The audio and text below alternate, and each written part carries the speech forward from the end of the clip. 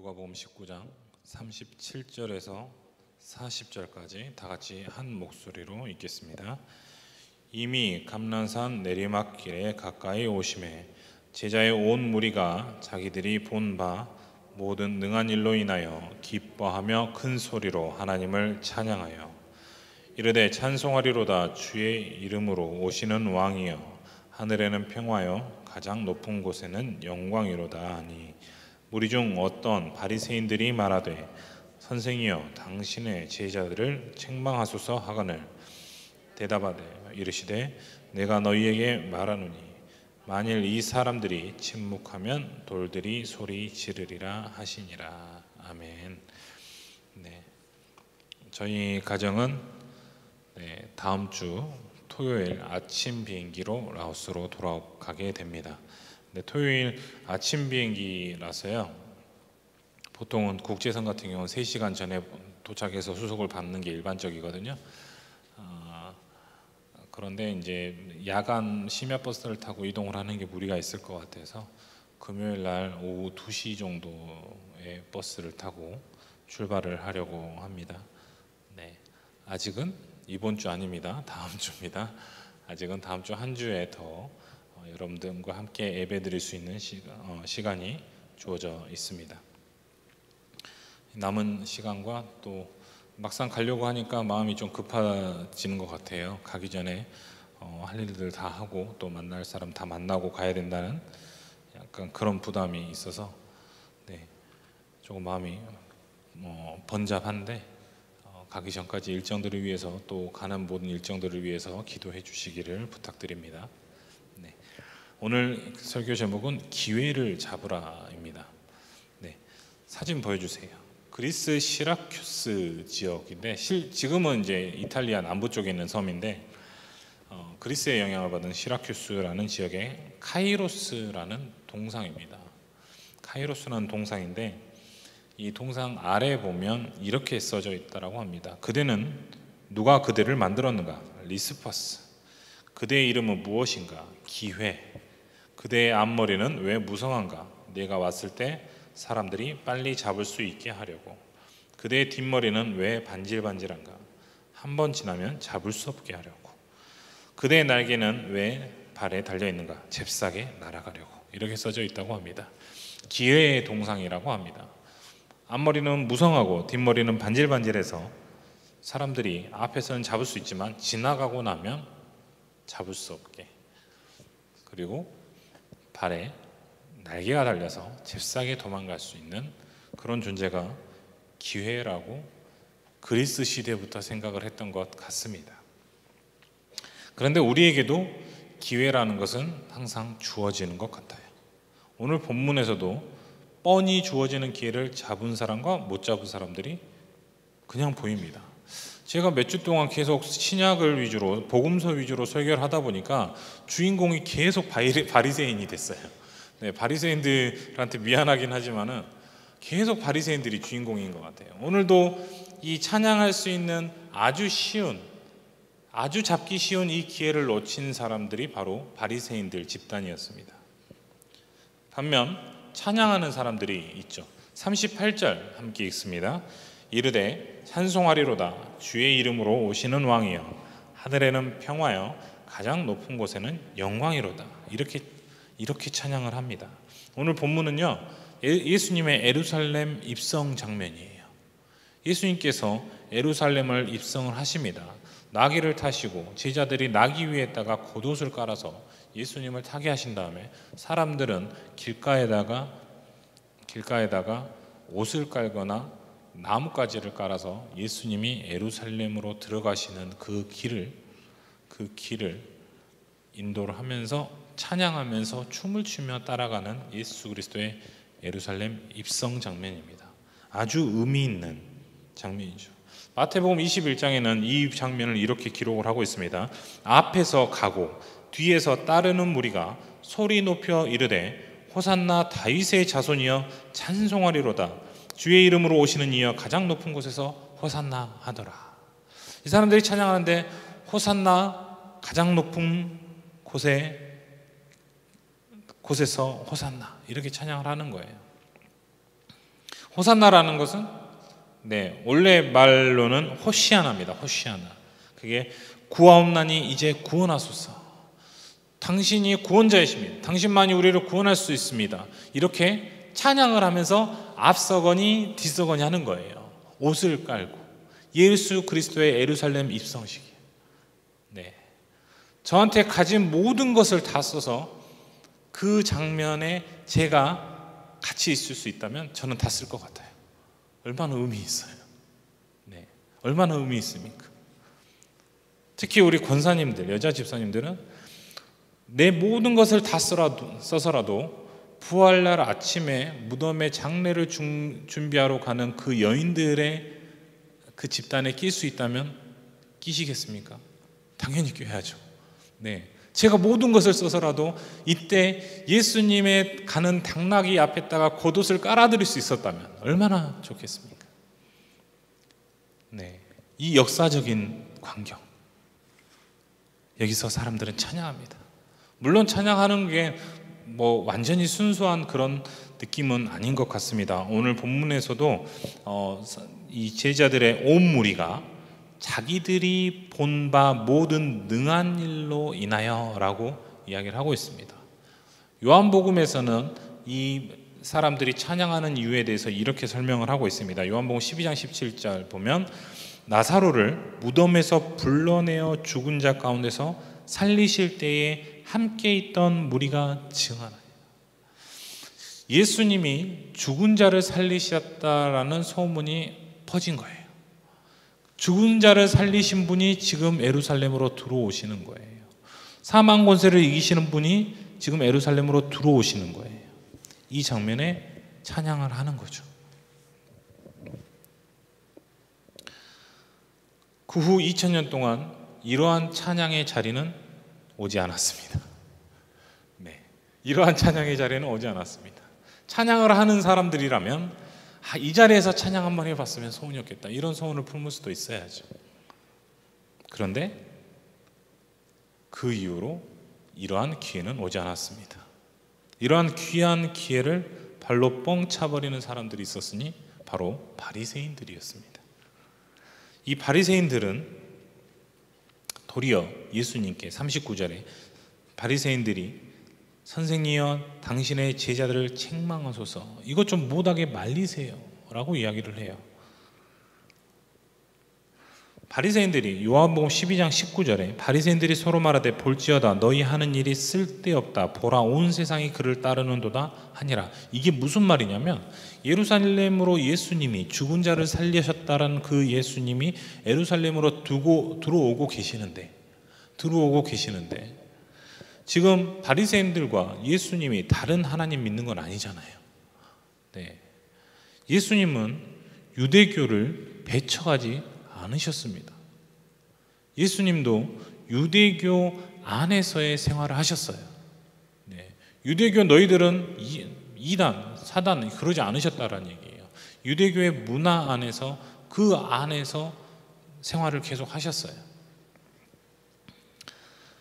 예수님이 예루살렘으로 죽은 자를 살리시고 입성을 하십니다. 근데 바리새인들이요, 사람들이 예수님한테 다 가서 찬양하는 거 보니까 무슨 생각이 드느냐? 와, 그동안 우리가 이 사람들한테 드린 공이 얼만데 다 쫄로 가버리네, 이 생각을 한 거예요. 아니, 우리가 그동안 이 사람들한테 드린 공이 얼만데, 우리가 이 사람들에게 말씀을 가르치고 이 사람들을 판단해주고 중재해주고 우리가 이 사람들에게 드렸던 그 시간이 얼만데 다 절로 가버리네. 그게 지금 요한복음에 있는 이 대사예요. 온 세상이 다 그를 따르는도다. 지금 본인도 가서 예수님 앞에 가서 찬양을 해야죠. 그런데 사람들이 예수님한테 가는 게 질투심이 나는 거예요. 싫은 거예요. 마태복음 21장에서 이 종교 지도자들, 21장에 보면 종교 지도자들의 자세가 다른 모습으로 표현이 됩니다. 마태복음 21장 15절 16절 함께 읽습니다. 대제사장들과 서기관들이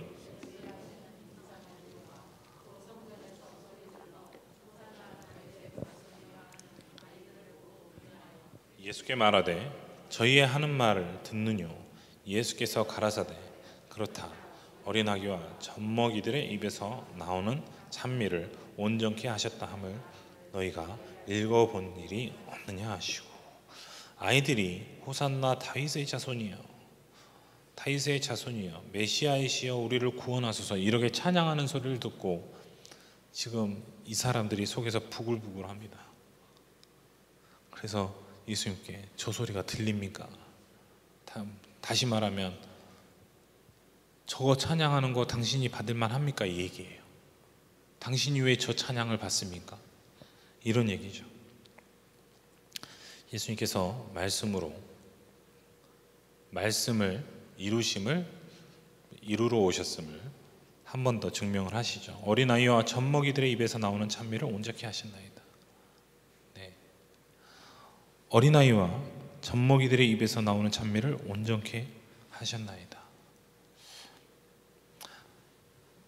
여러분, 우리가 찬양 안 하면요, 애들이 찬양합니다. 네. 우리가 찬양하지 않아도 하나님은 얼마든지 찬양을 받으세요. 이걸 생각하셔야 돼요. 우리의 찬양이 음일도 있고 소리도 다 듣기 좋겠죠. 명확하겠죠. 애들의 찬양이 옹알옹알 하는 거겠죠. 대상도 명확하지 않고 예수님을 뭘 알아서 찬양하겠습니까? 그런데 하나님은 어린아이와 젖먹이의 찬양을 온전케 하신다는 거예요. 우리가 아니어도 하나님은 얼마든지 찬양을 받으십니다.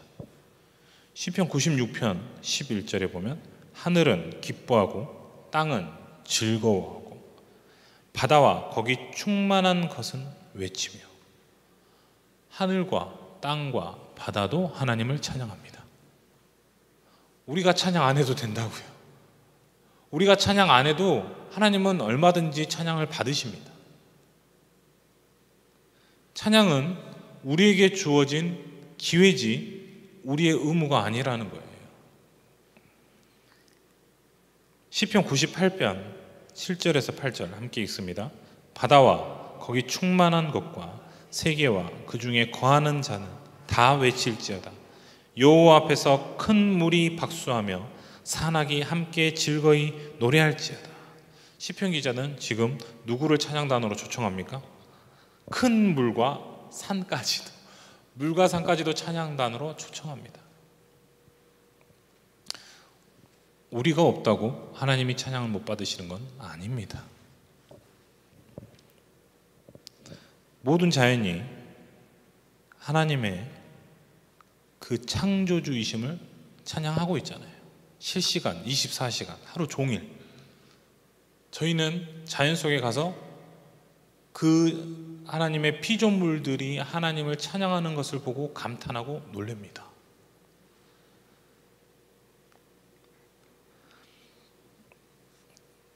바리새인과 사두개인들에게 예수님께서 회개하라, 그리고 회개에 합당한 열매를 맺으라 라고 이야기를 하시면서 이렇게 경고하십니다. 마태복음 3장 9절입니다. 속으로 아브라함이 우리 조상이라고 생각지 말라. 내가 너희에게 이르노니 하나님이 능히 이 돌들로도 아브라함의 자손이 되게 하리라. 누가복음 3장 8장에도 똑같은 말이 나와요. 우리가 아니어도 하나님은 돌들로도 우리의 자리를 대신하실 수 있습니다. 돌들로도 우리 대신 찬양할 수 있게 할 수가 있습니다. 로마서 11장 21절에 하나님이 원 가지들도 아끼지 아니하셨은즉 너도 아끼지 아니하시라. 이방인의 구원에 대해서 로마서에서 이야기를 하면서 지금 바울 사도가 경고를 하는 거예요. 여러 번 제가 속에서 이야기를 했지만은 금수저 신앙, 따놓은 당상 신앙, 나는 구원받았으니까 그걸로 만족하고, 내가 구원받았으니까 뭐 해도 돼, 아무것도 안 해도 돼, 이렇게 생각하는 신앙들 있습니다. 하지만 성경은 우리에게 기회가 주어짐을 이야기를 하고 있습니다.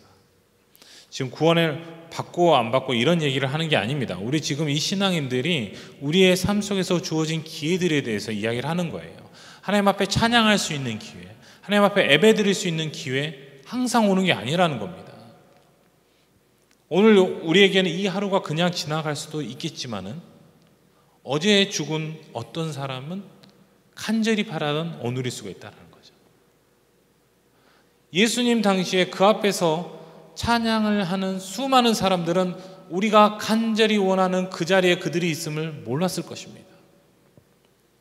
기회는 주어집니다. 잡고 말고는 우리의 선택이죠. 주어진 기회를 사용하는 것도 있지만은 또 기회를 적극적으로 쟁취하는 사람도 있어요. 오늘 함께 읽으신 본문 앞쪽에 보면 무슨 얘기가 나오냐? 예수님이 나귀를 타고 들어가셔야 되잖아요. 그래서 나귀를 징집하는 장면이 나옵니다. 그런데 정말 이해가 안 가는 장면 중에 하나예요. 제자들을 보내요. 그리고 나서 나귀를 데리고 오는데 어떤 얘기도 아니고 주가 쓰시겠다 하라. 딱 한마디. 누가복음 19장 30절에서 31절 함께 읽습니다. 이르시되 마을로 가라. 그리로 들어가면 아직 아무도 타보지 않는 나귀 새끼가 매어 있는 것을 보리니 풀어 끌고 오라. 만일 누가 너희에게 어찌하여 푸느냐 묻거든 말하기를 주가 쓰시겠다 하라 하시매. 주가 쓰시겠다 하라. Lord need them. 주가 쓰시겠다 하라. 누군가 내 재산을 가져갑니다. 근데 그 사람이 하는 말이 주가 쓰시겠다 하라. 네, 알겠습니다. 쓰세요. 몇 사람이 그럴까요? 과연 몇 사람이나 그럴까요? 이해가 안 되는 헌신 중에 하나예요. 근데 이 사람은 자기의 나귀를 내드렸습니다. 제가 그 자리에 있었으면 여러분들 이 사람이 이 성경에서 이 사람의 나귀가 등장을 하는 이게 얼마나 귀합니까? 우리의 나귀를 좀 그렇게 드릴 수 있으면 얼마나 좋겠어요. 마태복음 26장에 보면요, 최후의 만찬 장면이 나옵니다. 이것도 좀 어이가 없습니다. 26장 18절에 이르시되 성한 아무에게 가서 이르되 선생님 말씀이 내 때가 가까이 왔으니 내 제자들과 함께 유월절을 내 집에서 지키겠다 하시더라 하라 하시니. 성안 가서 나를 믿던 제자 누구에게, 나를 따르던 누구에게 아닙니다. 아무한테나 가서 내가 너희 집에 가서 유월절을 세겠다. 내가 너희 집에 가서 유월절을 지키겠다. 만찬을 준비하라 이 얘기잖아요. 그런데 이 사람은 순종했어요. 그리고 예수님께 최후의 만찬의 장소를 제공했습니다. 얼마나 큰 영광입니까? 이 기회, 주님께서 쓰시는 기회. 여기서 이성적으로, 계산적으로 튕겨낼 수 있죠. 주가 누군데? 주가 쓰시겠다 하라. 주가 누군데요? 근데 순종했다라는 거예요. 몇 년 전에 장지영 집사님께서 목조헌금을, 선교헌금을 하셨어요. 그때 제가 기억으로는 소득세 환급 받은 것을 그대로 선교헌금을 하신 것 같아요. 그런데요, 그 전에 무엇이 있었냐면, 그때 우리가 한국에 들어와서 이번에 우리가 키보드 중에 노드 일렉트로라는 종류가 있습니다. 빨간색으로 작고 이쁘게 생겼어요. 요즘에 유명한 이 찬양팀들, 어노인팅, 제이어스, 그 모든 유명한 찬양팀들의 라이브 영상을 보면 빨간색 키보드가 항상 있습니다. 요즘 점점 필수가 돼갔어요. 라오스에 한 대도 없습니다. 저희가 그것을 가서 이제 저희가 찬양단을 하려면 음향의 한계가 있으니까 악기라도, 그래도 악기가 좋은 게 있으면 이미소 선교사가 그거를 많이 활용을 할 수가 있잖아요. 그래서 노드를 준비를 해야 되겠다라고 생각을 하고 기도를 하고 있었는데 장재영 집사님께서 그 금액을 헌금을 하셨어요. 아, 주님께서 이거 사라고 주셨는가 보다라고 생각을 했죠. 그리고 저희는 새 거 아닙니다. 새 거 아니고 중고예요. 중고가 꽤 비싸요. 100만 원이 훨씬 넘어가요. 저희가 그것을 광주에서 열심히 알아보고 서울에 약속을 세 군데를 알아보고 갔습니다. 보통 이게 악기가 특이한 악기라서 그래 거리가 활발한 악기가 아니에요. 그래 뭐 엄청 빨리 팔리고 이런 악기가 아닙니다. 그래서 우리가 올라가는 날 세 군데 연락해서 약속을 잡고 올라가자. 그런데 광주에서 올라가면서 세 군데 다 전화를 했는데 다 캔슬이 된 거예요. 팔렸거나 안 팔겠나, 연락이 안 되거나. 아니 그래서 우리가 악기를 사러 서울까지 갔는데 돈을 들고 가는데 악기를 살 수가 없는 거예요. 그러면서 아내하고 저하고 둘이서 계속 이야기를 했습니다. 서로 위안을 했죠. 아무래도 주님이 우리를 위해서 준비한 악기가 따로 있을 것 같다라고 이야기를 했습니다. 그리고 낙원상가를 갔어요. 그리고 그냥 끌리는 대로 한 군데를 들어갔습니다. 딱 들어갔는데 어떤 돈 많은 음악하는 사람이 몇 번 쓰고 안 맞아서 못 쓰겠다고 내놓은 그 빨간색 노드 일렉트로 3가 쫙 있는 겁니다. 금액이 딱 맞아요. 네, 저희는 거기서 한 최소 30만 원에서 50만 원까지는 더 내서 살 생각을 하고 서울을 간 거거든요. 근데 금액이 딱 맞아요. 그래서 아, 이거 주님이 준비한 게 이거였구나. 주님이 이거를 저희한테 주시려고 여기까지 보내셨고 또 장재임 집사님 통해서 그 돈을 채우셨구나. 그리고 그것을 샀습니다. 그리고 라오스에 가지고 갔어요. 네, 장지영 집사님은 여기 있지만 장지영 집사님 돈은 라오스에서 계속 사역하고 있습니다. 네, 계속 사역하고 있어요.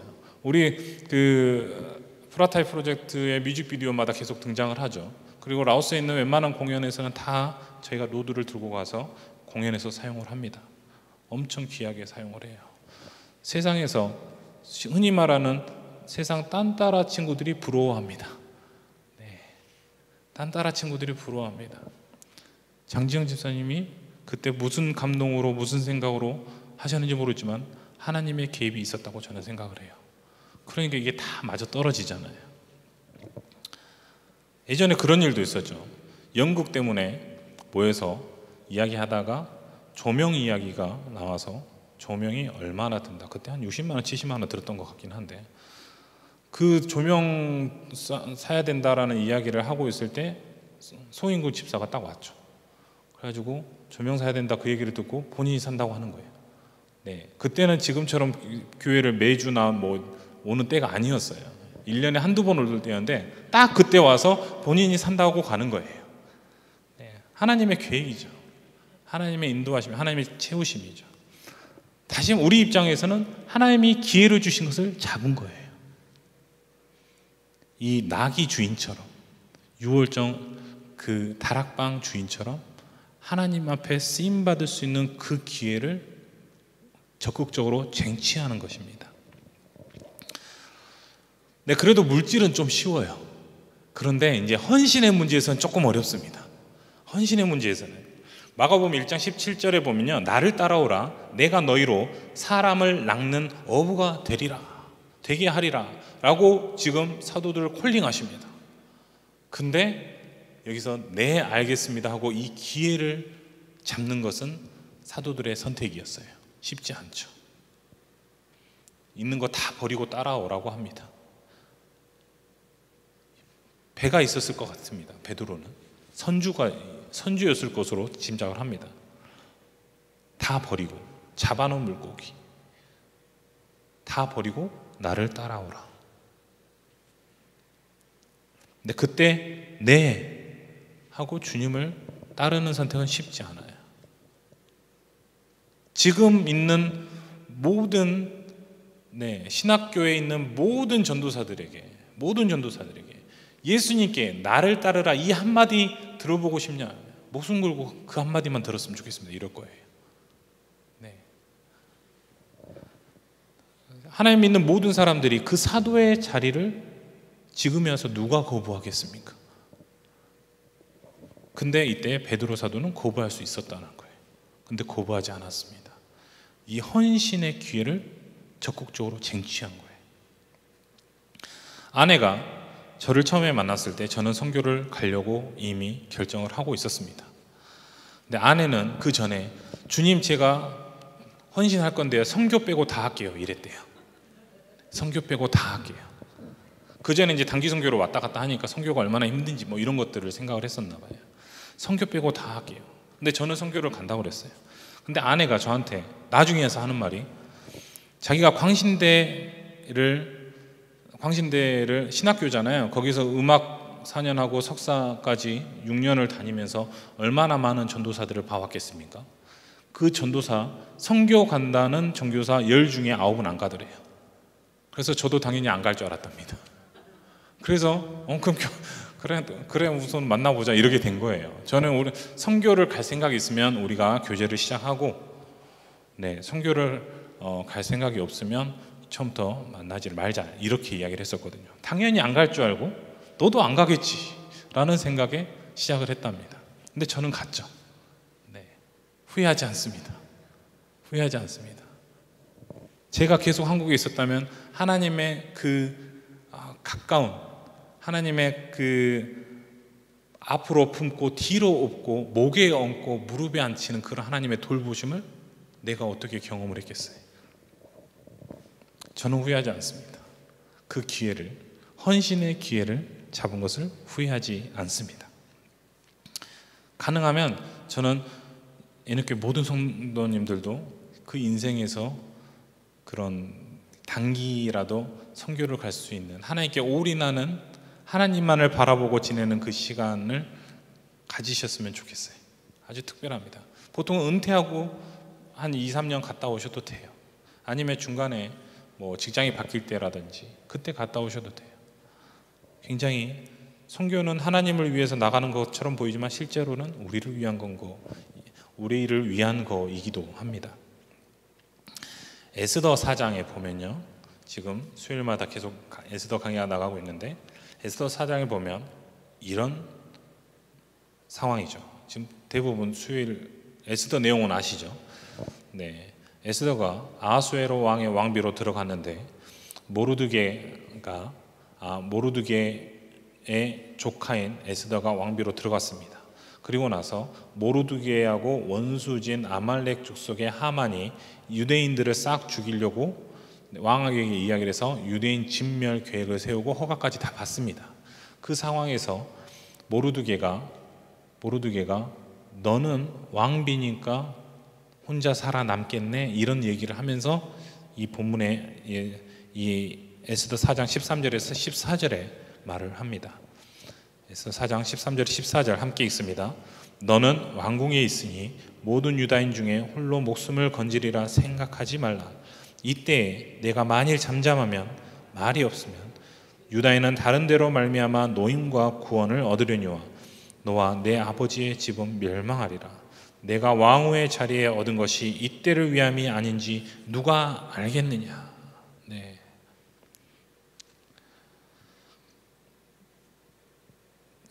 굉장히 귀한 메시지예요. 에스더는요, 원어에 봐도 하나님이란 단어가 등장하지 않아요. 하나님의 특별한 기적과 이사가 나타나지 않습니다. 에스더에는. 그래서 그거 가지고 시비를 거는 학자들도 있었어요. 예전에. 지금은 안 그렇지만 이게 왜 성경이냐 정경이냐 이런 시비를 거는 학자들도 있었는데, 그런데요, 하나님께서 사람들을 통해서 역사 속에서 어떻게 이끌어 가시는지를, 배후에서 어떻게 이끌어 가시는 것을 너무나 잘 보여주고 있는 게 에스더서입니다.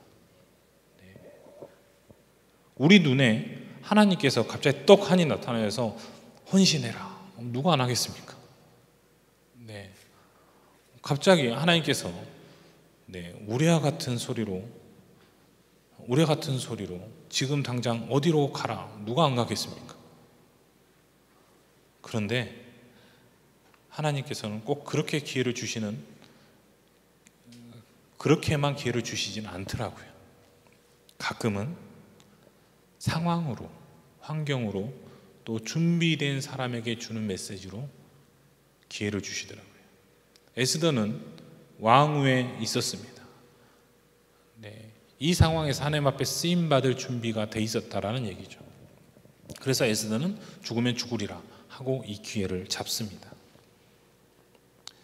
마태복음 19장에 보면요, 19장에 보면 어떤 젊은 청년이 내가 무슨 선한 일을 해야서 영생을 얻겠습니까? 하니까 예수님께서 네가 계명을 지켜라. 그러면 이 청년이 어떤 계명 지킬까요? 예수님께서 네, 살인하지 말라, 간음하지 말라, 이런 이야기들을, 내 이웃을 내 자신과 같이 사랑하라 하신 것이니라 라고 이야기를 하십니다.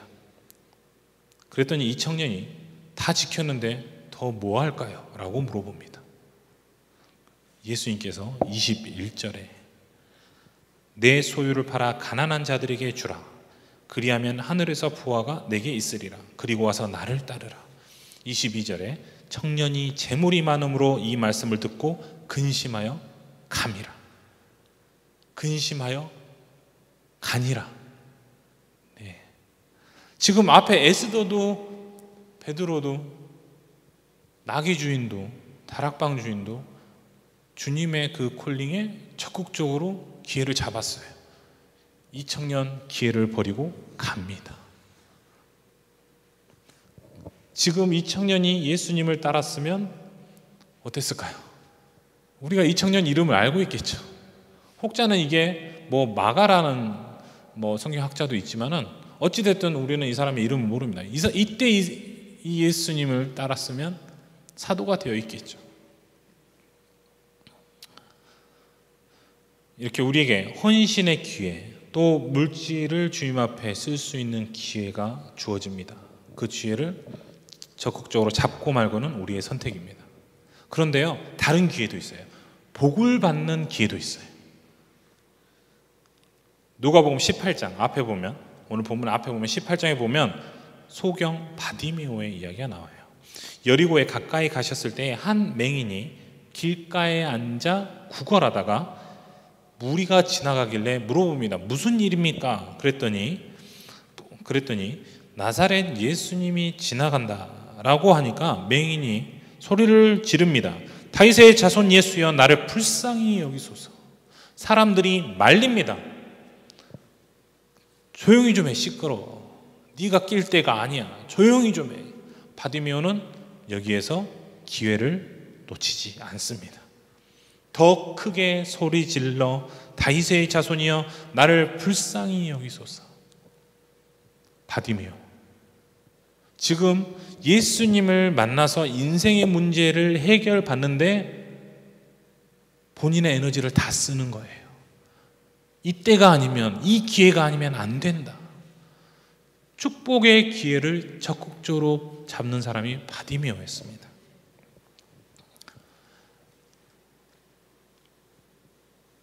기회는 모두에게 주어집니다. 지금 우리에게도 지워집니다. 전도서에 보면요, 기회는 균등하다라고 이야기를 하고 있어요. 9장 11절 함께 읽습니다. 내가 다시 해 아래에서 보니 빠른 경주자들이라고 선착하는 것이 아니며 용사들이라고 전쟁에 승리하는 것이 아니며 지혜자들이라고 음식물을 얻는 것도 아니며 명철자들이라고 재물을 얻는 것도 아니며 지식인들이라고 은총을 입는 것이 아니니 이는 시기와 기회는 그들 모두에게 임함이라. 네. 꼭 사람이 능력만으로 되지는 않더라. 그리고 보니까 기회는 균등하구나. 지금 전도자가 하는 말입니다. 능력으로 다 되는 게, 다 결정되는 게 아니구나. 기회는 균등하구나. 우리는 우리에게 주어진 기회를 적극적으로 잡아야 합니다.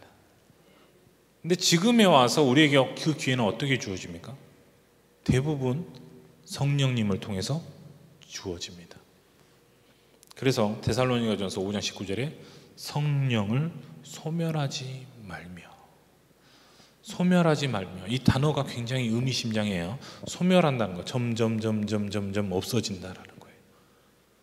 여러분, 근데 희망 가지셔야 돼요. 소멸하지 말며 조금이라도 불씨가 남아 있으면 다시 불타올 수 있다는 얘기예요. 소멸하지 말면은 한 번에 끝나지 않는다라는 거예요. 점점 없어진다는 거예요. 근데 조금이라도 남았으면 다시 불탈 수 있습니다. 에베소서 5장 16절에 보면요, 세월을 아끼라 때가 악하니라. 아래 제가 헬라어로 써놨잖아요. 읽기가 좀 어렵습니다. 여기는 안 써놨네요. 네. 엑사가라 고메노 톤 카이론. 이게 무슨 말이냐면 앞에 이 엑사고라조라는 말이 세월을 아끼라에서 아끼라라는 말인데, 이게 다른 구절에서는 뭘로 번역이 되었냐? 속량으로 번역이 되었습니다. 속량. 영어로는 리딤이죠. 갈라디아서 3장 13절, 갈라디아서 4장 5절에 보면 이 단어가 똑같이 들어가는데 분명히 속량이라고 되어 있어요. 네. 영어로는 리딤인데 보통 영어에서는 속량과 대속을 구별하지 못합니다. 둘 다 리딤으로 번역을 해요. 근데 분명히 엑사고라조는 속량에 가깝습니다. 속량과 대속은 뭐냐? 성경에서 제가 아주 파워풀한 단어라고 제가 항상 강조를 하는데, 대속은 누가 돌을 던집니다. 그것을 내가 가서 대신 맞아주는 겁니다. 어떤 사람이 죄를 지어서 돌을 맞고 있습니다. 그러면 내가 그를 감싸 안고 그 돌을 대신 맞는 게 대속이에요. 속량은 무엇이냐? 속량은 값을 주고 사는 거예요. 누구를 사느냐? 노예를 사는 겁니다. 그게 속량이에요. 이 속량이라는 단어는 지금 바울사도는 그때 당시 크리스찬들에게 썼지만은 그때 당시에 자유인들에게 절대 쓰지 않는 말이었습니다. 노예에게만 쓰는 단어였어요. 근데 바울사도는 이 속량이라는 단어를 우리 크리스찬들에게 사용을 하면서 예수 그리스도의 그 구원의 사역을 설명합니다. 세월을 아끼라, 세월을 사라 이 얘기입니다. 세월을 값을 주고 사와라 이 얘기예요. 근데 이 세월이 뭐냐? 아까 처음에 봤던 동상의 이름이 카이로스입니다. 카이로스는 시기, 때라는 단어도 있지만 기회라는 의미도 있어요. 기회라고 번역을 할 때도 카이로스라는 것을 씁니다. 그래서 이것을 세월을 아끼라, 이것을 헬라어로 직역을 하자면 기회를 적극적으로 사라, 이게 기회를 적극적으로 사라. 천국에 대해서 예수님께서 이야기를 하시죠. 천국에 대해서 비유를 하시는데 마태복음 13장 44절 함께 읽습니다. 천국은 마치 밭에 감추인 보화와 같으니 사람이 이를 발견한 후 숨겨두고 기뻐하며 돌아가서 자기 소유를 팔아 그 밭을 사느니라. 네, 기회를 적극적으로 잡아야 합니다.